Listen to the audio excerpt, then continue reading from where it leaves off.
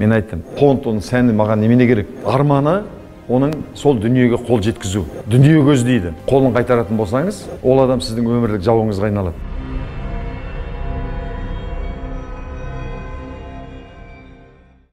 Өмірде неге бір адам бай, бір адам кедей? Осыған бүгін шынайы жауап беріп көрейікші. Қазақта негізгі кедейдің күні кіжінумен өтеді деген бір мақал бар. Шынымен кедей адамның өмірі кіжінумен өтеді. Безработица в стране, понимаешь, безработица. Если бы работа была, что мы бы тут стояли, таксовали? Конечно бы. Не, возможно, дали бы заработать, заработали, правильно? Коррупция просто, везде своих напихали же. Өйткені оның жеткілікті табысы жоқ, тапқан таянғаны ішкен жегеніне де жетпей жатады көп жағдайда. Кредит, шаршап біттім арғыш.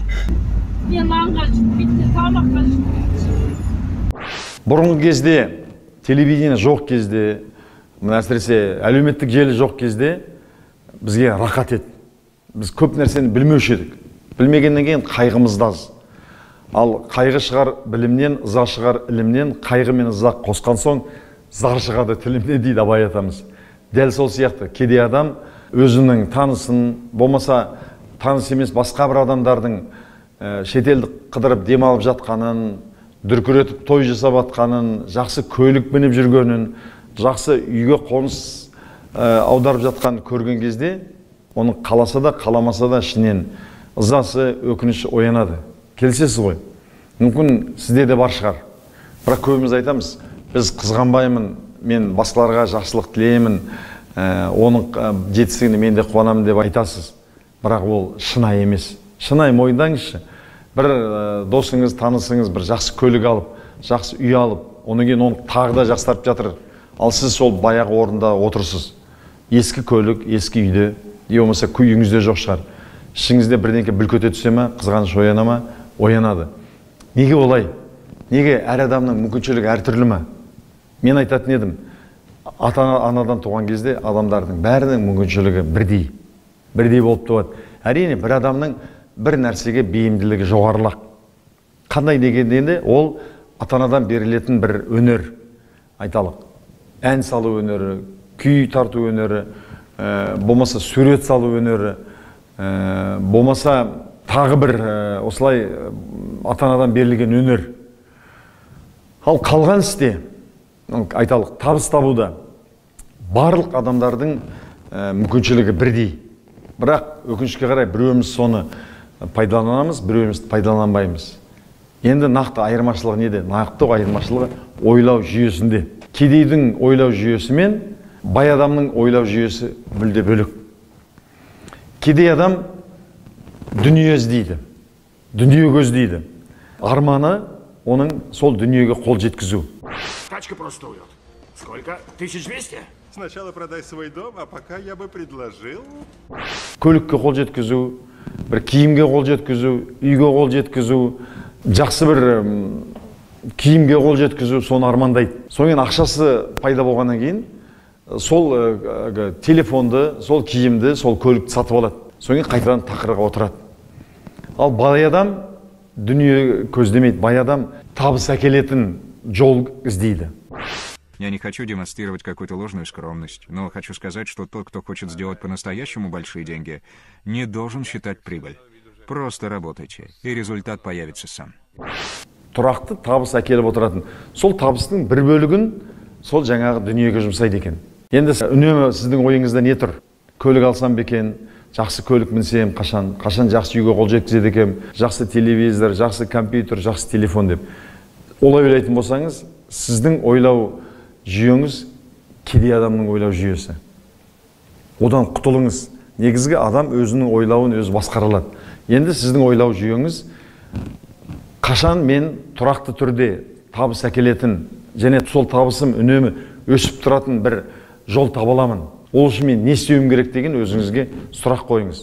Ол үшін мен қандай білім алуым керек, қандай бір машықтарды игеруім керек. Келсесіз бе? Мен жақында өзімнің командамдағы жастарға сұрақ қойдым. Өткен айда қанша табыс таптың? 2,5 миллион теңге. Иә, табысыңды қайда жұмсайсың дегенде 35-ші Камри болсын бір қолдан әрине машина сатып аламын деп жауап берді. Мен айттым, сен кедей адамның ойлау жүйесі. Сол ақшаны алдың, енді құрттың ғой ол ақшаны. Сен сол ақшаны одан 2 есе 3 есе көп ақша келетін кәсіп жолға қоюға жұмсауың керек еді. Қазір сен біраз шыда. Сіздің ойыңызда мынандай сұрақ тұр. Олай болса ақшаны көбейтемін деп қызығын көрмей жүрем бе тілім салақтап деп. Мен олай істе деп кеңес беріп отырған жоқпын әрине. Белгілі бір мөлшерде. Қашан сіздің көлік алғанға қажет сомаңыз, айталық жаңағы 2,5 миллион теңге бар табысыңыздың, кірген кірісіңіздің бір 10-20% құрайды. Сол кезде сол көлікті алыңыз. Сіз опырып, айналымда жүрген ақшаны алып қоймауыңыз керек. Ол сіздің бизнесіңізге нұқсан келтірмейтіндей мөлшерде бизнестегі ақшаны алу керек. Көп адамдар пайда түсе салысымен соны бір дүниеге жұмсақ қояды қажетке. Ол кедей адамдардың тірлігі. Мен кәсіпті бастаған кезде мынандай оқиға есіме түсіп отыр. Менің досыма, анау кәсіп бастамай тұрғанда 90 жыл мекен, 88-89 жыл мекен, мына кнопкалық телефоны шыға бастаған кезі. Білетін шығарсыз, бүйтіп айналдыратын телефон болған. Ол арзан болатын. Ана телефон өте қымбат болды. Әлі есімде 500 рубль өте керемет ақша. Соған бір менің досыма бір энергетик соған комбинатқа телефон келген екен, Семейдің ет комбинатына. Ана мен Серік деген досым алып кепті. Мынаны 500 сомға ала қой. Әдемі телефон басып-бассаң чиқ-чиқ етіп дауыс шығады. Соңын менен айтады, мені Қасқыр дейтін. Сол досым немене болып кетті, марқұм болып кетті. Қасеке, алсам екен мына телефонды деп. Соңын айттым, мен алмаушы едім дедім. Неге дейді? Мен де сол кезде цех бастап жүргем, табысым жақсы. Егер бұл телефон маған 5,000 рубль ақша келсе, сом, мен оны алатын едім. Ал былай айттым, ол шығын. Үйде тұрады, оның понт, оның сәні маған немене керек? Мен үйдегі айналдыратын телефонында звондайды, содан мен саусағым шаршап қалмайды. Ол понт. Деп едім, ойланды да, сен дұрыс айтасың деді. Сол энергетик, содан кейін 5 жылдан кейін ба, бір 7 жылдан кейін маған кездесіп, бір тойда кездесіп қалдық. Сол кезде айтады, аха дейді, сіз сол жол маған кереметтей үлкен сабақ бердіңіз. Мен сол бір нәрсе сатып алған кезде бұл маған пайда әкеле ме деп емес, соны бір мақтан үшін, бір соны пайдалану үшін сатып алады екем. Соңғы мен ойымды өзгерттім. Енді мен өте үлкен табыс табамын қазір. Сол сіздің бір сөзіңіз маған кереметтей солай әсер берді дейді. Мен негізгі алғаш ақша таба бастаған кезде, кәсіп жасай бастаған кезде, менің қолыма бір кішкентай мынандай бір кітап дейді. Автор есімде жоқ. Сонда мынандай сөздер есімде қалды. Егер сен дейді, бір жерде сыр жеп отырсаң дейді, ағылшыншадан аударған кітап, сыр жеп отырсың түскі тамаққа. Біреу бір танысың дейді, тура жүгіріп келді дейді, ентігіп. Ойбай, әкел ана сырыңды. Орнына бір темір жол берейін деп жатыр. Темір жолдың бір бөлігін берейін деп жатыр. Соны айырбастап сатып ала қояйық десе, сен оған бүйтіп жауап бер дейді. Сол темір жол сен ала қойшы. Мына сыр менің алдында тұр. Осыны мен өзім жеп алайын деп. Бірінші айтады, ондай үлкен табыс әкелетін нәрсе болмайды. Екіншідей, көзің жетпейінше соған ондай нәрсеге қолындағы бар нәрсені далаға шашып алма. Ұқыпты бол дейді. Сондықтан ойбай, анандай керемет нәрсе бар екен, мынандай керемет нәрсе бар екен дегенге сенбеңіз. Көзіңіз жетпей ештеңені сенбеңіз. Екінші айтты, сен табыс таба бастағаннан кейін, сен бай бола бастағаннан кейін, сен достарыңа, туыстарыңа жек көрінішті бола бастайсың дейді. Сол мен басыма келді.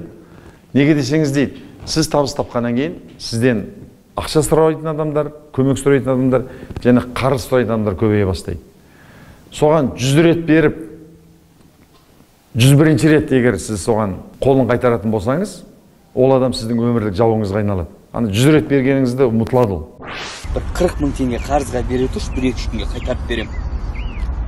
Сен маған 5 мың теңге қарыз бердің ғой өткенде тағы. Сосын ана есінде ме? Тоқта, братан. Керек емес, бермей қойш қарызға, брат. Керек болып тұрған шығар? Жоқ, братан. Одан да қарыз емес болып жүре берейін. Сондықтан сіз басынан бастап, оның қолын кері қайтаруды үйреніңіз дейді. Сіз айтыңыз дейді, мен банк емеспін. Ақшаны банк береді. Егер берсеңіз, қарызға да бермеңіз, жай ғана қайтарымсыз бере салыңыз дейді. Мынаны алыңыз да, соңын маған ренжімен, бірақ кешке дейін бере бермеймін деп. Қарызға да бермеңіз, өсімге де бермеңіз. Егер бере алсаңыз, міне беріңіз. Мен оны бүйтіп түсіндіретімін. Өзімнің достарыма, туған туыстарыма. Менің қарным ашып отырды. Менің отбасым қарны ашып отыр. Мен еңбек ақыма бір шелек бидай алдым. Енді мен не істеймін? Маған әйелім айтады, балаларым қарны ашып отыр. Ана бидайды қуырып жіберейік те бере қояйық дейді. Мен оған не істеймін? Бір кесе ғана, 2-ақ кесе бидай беремін де айтамын. Осыны талқан қыл, ақырын өлместей қылып, өлмейтін күннің ғана бер. Талқан қыл, басқа нәрсемен аздап берді. Басқа жеміс жидек бірдеңке тауып бер. Мынаны үнемде. Ана қалғанын аламда мен себем. Сепкеннен кейін мен одан бір шелектен айталық 2 қап бидай алдым. 2 қап бидай алғанда әйелім менің жетіп келеді. Әкел, бір қабын біз ұнғыла қояйық, енді бір нанға тояйық дейді. Мен не деуім керек? Айтам, жоқ, тұра тұр. Мен саған бір шелек. Осы бір шелекті талқан қылда, балалар бұрынғыдан гөрі өлген жоқсыңдар ғой, енді одан гөрі тоғырақ боласыңдар. Осы шелекпен бидаймен қанағат қылыңдар деймді. Ана 2 қап бидайды себем. 2 қап бидай сепкеннен кейін бір арба бидай алдым. Айталық. 50 қап бидай алдым. Сол кезде әйелім айтады, әкел бір қабын, мүмкін айту мүмкін жартысын сатып, телевизор алайық, басқа бірдеңке алайық деймін, айтамын, тұра тұр. Мен саған бір қап, болмаса 2 қап бидай, осыдан ұн тарт, енді балаларымыз нан жесін. 3-ші жылда. Сол кезде менің бір достарым, ең жақын достарым, болмаса туысқандарым келеді. Ой, Ахметбек, досым, туысым, бір арба бидай алған екенсің, құтты болсын, маған бір 2 қап бидай берші дейді. Мен не істеуім керек? Мен айтам, мен саған бір шелек бидай, қайтармай-ақ қой, өсімі де керек жоқ, қайтарым да керек жоқ. Осыны алда, балаларыңа 2 шынысын қуырып бер, қалған сеп. Тура өзім не істедім, соны солай айтам. Тура мен істегенді істе, сол кезде сен де бір арба бидай алатын боласың. Тура бай болам деген адамда осындай түсінік болуға тиіс. Оның ойлау жүйесі осындай болуға тиіс. Бұл деген сөз ақшаның соңына түс, әгіні көбейте бер деген емес. Мысалы, бір арба бидай алдың, оны себетін болатын болсаң, енді бір машина бидай аласың, бір амбар толатын бидай аласың. Оны не істейсің? Әрине, отбасыңа жағдай жасайсың. Жағдай жасағаннан кейін, енді сен өз қамыңды жасап алғаннан кейін, жетім жесір, мүгедек адамдар бар, ауылыңның, еліңнің қамын ойлайтын бір кәсіптерге сала бастайсың. Өте көп табыс табам, өте көп жақсылық жасаймын. Ақшаның соңына түскен адам ешқашан бақытты болмайды. Мен небір миллионерлермен, миллиардерлермен табақтас болдым, талай рет сапарлас болдым, бірге жүрдім. Солардың ішінде бақытты адамды көре алмадым. Бақытты адам қалыпты жағдайда өмір сүрген, жүрегінде тыныштық, жанында жайлылық бар адам. Мынандай кең байтақ Қазақстанда барлық қазақ байда бақуатты болуға тиіс. Сізде байда бақуатты болыңыз. Ол үшін ойлау жүйеңізді байлардың ойлау жүйесіне сәйкес келдіріңіз. Оны қалай жасауды мен осы видеода сізге көрсетіп бердім. Егер видео ұнаса, бүкіл достарыңызға, таныстарыңызға тарата жүріңіз. Мен сізге тегін қызмет көрсетіп жатырмын. Өтеуі не десеңіз, өтеуі басқа адамдарға таратуыңыз. Ақсұң қарқыш астындағы жемін шашып жейді, қарағыш астына басып жейді дейді. Қарағыш болмаңыз. Жақсы ма?